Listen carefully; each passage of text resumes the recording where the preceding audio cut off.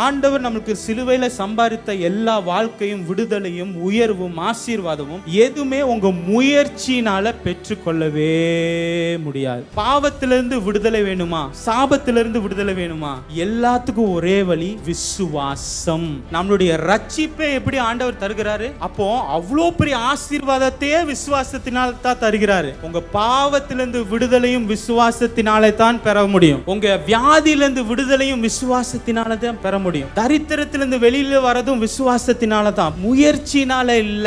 உங்க வாழ்க்கை இன்னும் ஆசீர்வாதமா ஏன் இல்ல தெரியுமா? மத்தவங்களை பார்த்து பொறாமப்படும். ஏன் பொறாமப்படுறோம்னா, அவங்களை ஆசீர்வதித்த தேவன் என்னையும் ஆசீர்வதிப்பார் என்கிற விசுவாசம் இல்ல. அவங்களை உயர்த்தின தேவன் எனக்கும் தகப்பன், எனக்கும் அப்பா, என்னையும் ஆசீர்வதிப்பார், உயர்த்துவார் என்ற விசுவாசம் இல்ல. ஏன் ஒருத்தன் போய் திருடுறான்? அவனை போஷிக்கிற கர்த்தர் கடவுள் ஒருத்தர் இருக்கிறான்னு தெரியல. குருவிக்கெல்லாம் போஷிக்கிற தேவன் உங்களையும் என்னையும் போஷிக்காமல் இருப்பாரா?